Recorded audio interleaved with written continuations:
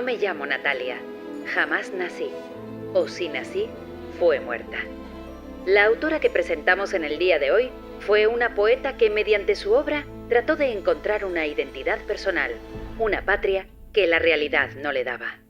Una mujer lesbiana, como fue Natalia Sosa Ayala, nacida en medio de la dictadura nacional catolicista de Francisco Franco, vio imposibilitado su desarrollo personal. En primer lugar, por su condición de mujer, y en segundo lugar, por su condición de homosexual. Toda su poesía, por tanto, se tiñe de símbolos relacionados con la vivencia del cuerpo, donde se percibe la soledad y el sufrimiento, pero también se atisba el deseo de querer, la reivindicación de un cuerpo que está fuera del espacio normativo. Hija del poeta Juan Sosa Suárez, desde muy pequeña tuvo contacto con la literatura y los círculos literarios, y muy pronto comenzó a publicar. De este modo, publicó su primera obra en prosa, Stefanía, con apenas 17 años.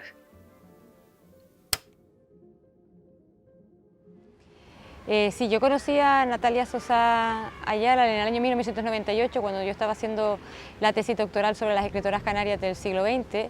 Recuerdo que su contacto me lo pasó Pino Ojeda, ella se llevaba muy bien y se apreciaban mutuamente.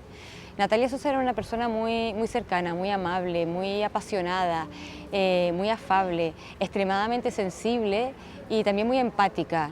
También era una persona inteligente, escribía y leía mucho, le gustaba estar informada de todos los temas y opinar. Recuerdo en su primera entrevista, después de estar 2 o 3 horas hablando con ella, tenía la sensación de conocerla de toda la vida, ¿no? Porque se mostraba muy abierta y muy cercana. Puede parecer, cuando nos acercamos a su figura desde la literatura, principalmente desde la poesía, porque en la prosa ella es diferente, puede parecer que es una persona triste, pero ella realmente era una persona alegre. Era reflexiva, era profunda, era seria, pero todo eso no tiene por qué significar tristeza, ¿no? También era una persona muy crítica con el sistema y muy directa. Recuerdo en la primera entrevista en su casa, la primera vez que empezamos a hablar, que ella me dijo, apunta, y me dijo, escribe, soy socialista, lesbiana, cristiana y escritora, y mis ideas abiertas de izquierdas no comulgaban con la derecha franquista cerrada. Se coartaba mucho las ideas y la libertad, y siempre viví con miedo a reconocer mi condición homosexual. Yo creo que el hecho de que ella se criara y creciera en un ambiente cultural, artístico, de tertulias que se celebraban en su casa, criándose con lecturas de adulto, podríamos decir, desde que fue niña, claramente le hizo nacer el gusanillo y además tener las herramientas de las que cualquier otra persona a lo mejor habría carecido, y más también en aquella época que a lo mejor la educación pues no era tan artística a nivel técnico. Sin embargo, creo que aunque ella no hubiera tenido esa facilidad, esas facilidades, probablemente habría acabado por escribir igualmente, porque ella tenía también una sensibilidad. Natalia Sosa me permitió conocer su mundo interior para poder descifrar su obra, principalmente su poesía, porque a través de su poesía canalizó sus deseos, sus miedos, sus frustraciones, su tristeza. Sí, el poema más conocido de Natalia, No soy Natalia, es verdad que ella se niega, pero yo creo que Natalia se niega para afirmarse. Y se afirma negándose a sí misma, aunque resulte paradójico, ¿no? A través de esta negación ella establece un diálogo subversivo entre el cuerpo y lo normativo. Y también esta negación es una respuesta a determinadas experiencias vitales que tuvo de opresión y de exclusión por ser homosexual, por su condición homosexual. Por eso cuando se habla de su condición homosexual no se trata de dar esta información como si fuera un tema o una información gratuita o baladí, que se anteponga a su obra literaria, sino que es necesaria conocerla porque de alguna forma da sentido y da significación a su poesía. Del mismo modo que es importante contextualizar el periodo histórico que le tocó vivir, que fue durante la dictadura franquista, una época marcada por la censura y la represión a los cuerpos disidentes en cuanto a la normativa sexual y de género. También su padre, Juan Sosa Suárez, era definido como un poeta triste, no un hombre triste, un poeta triste, y Natalia era una poetisa triste. No siempre, no todas sus poesías son tristes, algunas son más filosóficas, ¿no? Más reflexivas. Pero es verdad que después a su día a día ella no trasladaba esa pesadumbre, ese pesar. Obviamente ella pasó por periodos de depresión, precisamente porque al ser una persona tan reflexiva, ella muchas veces se ponía a pensar en lo que era la vida, y la vida es dolor muchas veces para ella, que era tan sensible y que sentía todo con tanta intensidad, precisamente por esa mente filosófica que ella tenía. Ella decía que le habría gustado estudiar la carrera de filosofía, aunque nunca la hizo.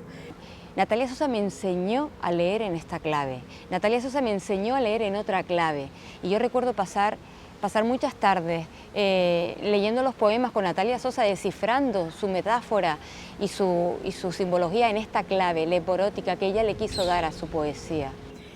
Y el recuerdo que yo tengo de ella es su risa. Además tenía una risa muy característica, una carcajada muy limpia, y ella siempre intentaba que los demás, a lo mejor ella estaba sufriendo por dentro, pero ella intentaba que los demás no sufrieran, que fueran capaces de ver lo bueno de la mala situación por la que pudieran estar pasando ella o quien estuviera con ella. Sí, relacionado con el poema en el que ella se niega, no soy Natalia, también hay un poema titulado Hipocresía, pero también hay que resaltar que es la sociedad quien le hace ser hipócrita, ¿no? O comportarse de manera hipócrita. Es la sociedad quien le hace fingir aquello que no es. Natalia Sosa convierte a la sociedad normativa en un lobo inquisitorio que le acecha olisqueando su temor oculto, ¿no? Para castigar su delito por no cumplir con la norma y la moral institucionalizada. Y el hecho de usar el lobo como un símbolo del poder político y religioso institucionalizado le permite también articular estructuras de enunciación a través de las cuales ella cuestiona y desmonta el orden social establecido, ¿no? y se revela, porque también es una forma de revelarse. Su estrategia es escribir entre líneas, y también propone al público lector que lea entre líneas. Las lesbianas han sido demonizadas en la cultura popular, y Natalia Sosa es consciente de que ella tiene que crear su identidad desde los confines, desde los márgenes, desde la alteridad. Obviamente nacer mujer lesbiana durante la Guerra Civil Española es un tipo que obviamente va con desventaja. Sin embargo, Natalia tenía también a su favor el hecho de que ella tenía una posición social determinada. Su padre fue una figura reconocida y respetada durante toda la posguerra y durante el franquismo, bueno, hasta que murió pronto, en el 71, y su familia también fue respetada. Entonces, revolucionaria no creo que fuera. Los poemas de Una mujer apátrida es un libro muy significativo porque de alguna forma cierra su ciclo vital y literario. Natalia Sosa lo que hace es un libro duro, es un libro desgarrador, ¿no? Y también muy pasional, como era ella y como era toda su obra. Lo que hace en ese libro es echar la vista atrás, ¿no? Y recorrer metafóricamente todos aquellos lugares que ella consideró que eran su patria.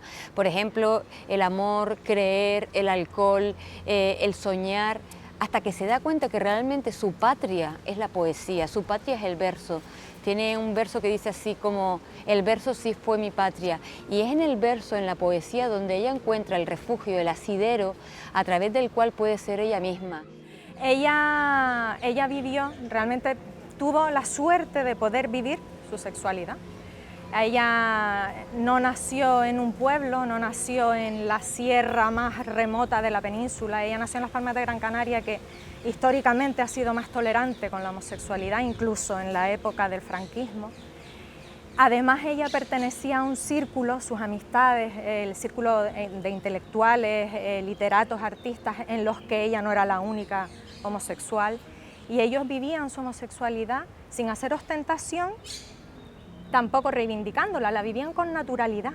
De hecho, ella pudo vivir con su pareja, Inge, en la casa familiar, en la casa de Funchal. Ellas convivían bajo el techo familiar, y eso era su vida y ella la vivía con naturalidad.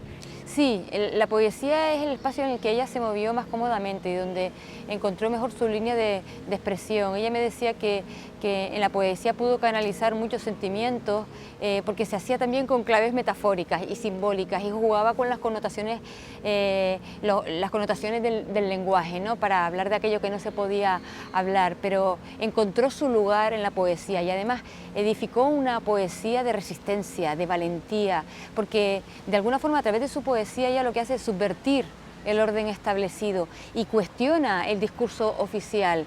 Y tenemos que contextualizar, tenemos que tener en cuenta en qué momento lo escribió para poder entender la valentía y la transgresión que supuso llevar a cabo ese tipo de poesía. Por eso creo que se erige como un modelo paradigmático que nos permite leer nuevos referentes, porque creo que la literatura de alguna forma nos ayuda a entender y a conocer mejor el mundo en el que vivimos, y para que ese conocimiento sea real necesitamos referentes plurales, diversos, igualitarios y completos.